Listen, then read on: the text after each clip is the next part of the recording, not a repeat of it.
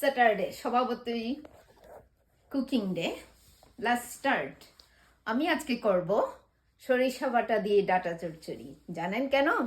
সেদিন এক বাসায় বেড়াতে গিয়ে সেটা রান্না করলাম এবং সবাই জিজ্ঞাসা করতেছিল রেসিপিটা বলবেন একটু বৌদি, এত সুস্বাদু হয়েছে। তাই আপনাদের সবার জন্য এই রেসিপি। তো এই যে আমি আনলাম কিছু ডাটাগুলো আপনাকে কাটতে হবে।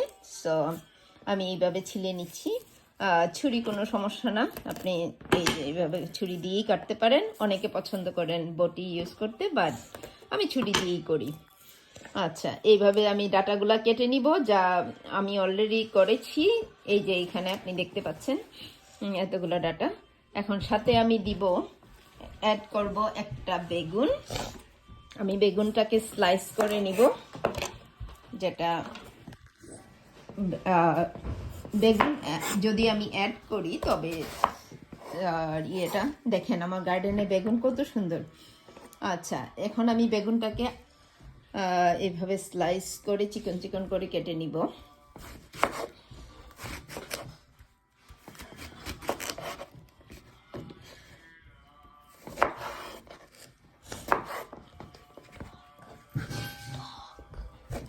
ওকে, সো এভাবে করে বেগুনগুলোকে কাটবো। আমি ধরেন পুরো বেগুনটাই দিয়ে দিচ্ছি এইখানে। সো এইভাবে কেটে নিব পুরো বেগুনটা। দেন বেগুনের পর আমি অ্যাড করব কিছু আলু। যেমন সো আলুটাকে ছিলে নিব, এভাবে ছিলে নেওয়ার পর সেম ওয়েতে আমি স্লাইস করে নিব। ওকে, so here is my helper, my little one. He always helps me. আপনারা দেখতে পাচ্ছেন আলু আর বেগুনগুলোকে আমি অলরেডি ভেজে নিয়েছি। এখন আমি কড়াইয়ে তেল দিয়ে ফোড়নগুলো দিয়ে দিচ্ছি। আমি দিলাম শুকনো মরিচ আর তেজপাতা। এখন আমি দিয়ে দিলাম কিছু কালি জিরা ফোড়ন। আমি কিছুক্ষণ ভেজে নিব তেজপাতাগুলো লাল হওয়া পর্যন্ত।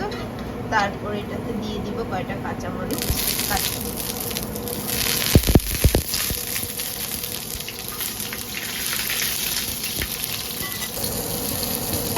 এবার আমি ডাটাগুলো অ্যাড করে নিই।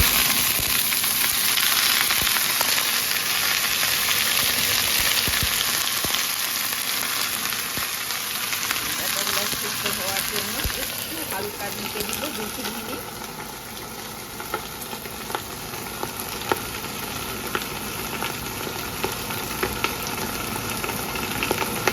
Now see who is there.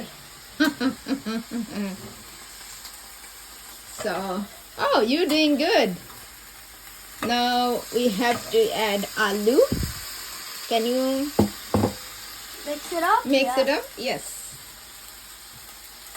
I'm scared I'm gonna like break the almond into pieces and make it mashed potatoes. No, you're doing good. Perfect. So, ডাটাগুলো মোটামুটি সিদ্ধ হয়ে গেছে।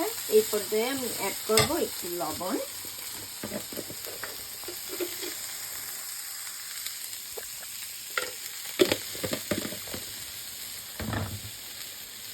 বেটে রাখা সরিষা বাটা আমি 3 চামচ অ্যাড করে নিলাম। তারপর দিয়ে দিব কয়টা কাঁচামরিচ। একটা দিতে 3টা দিলাম। আপনি দেখতে পাচ্ছেন এটা সবুজ হলেই ভালো লাগে, আমি পছন্দ করি। হ্যাঁ, তো সবুজ রাখার জন্য আপনি সবসময় রান্না করবেন হাই ফ্লেমে। আগুনটার উপরই নির্ভর করে সবুজ হওয়া। আর এই তো দেখেন কি সুন্দর হয়ে মোটামুটি হয়ে গেল। এখন আমি একটু জল দিয়ে দিব। জল অ্যাড করে নিলাম।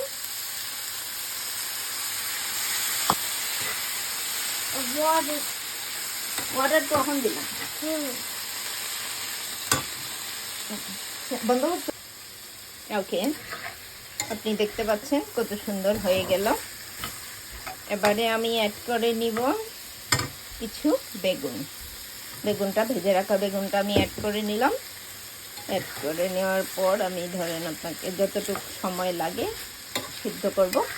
তারপর এই পর্যায়ে বলে রাখি, আমি আসলে সরিষার তেলটা পছন্দ করি এই রান্নার জন্য, যেহেতু যে কোনো সরিষার রান্না, সরিষা বাটা দিয়ে রান্নায় সরিষার তেল ইউজ করলে বেশি সুস্বাদু হয়।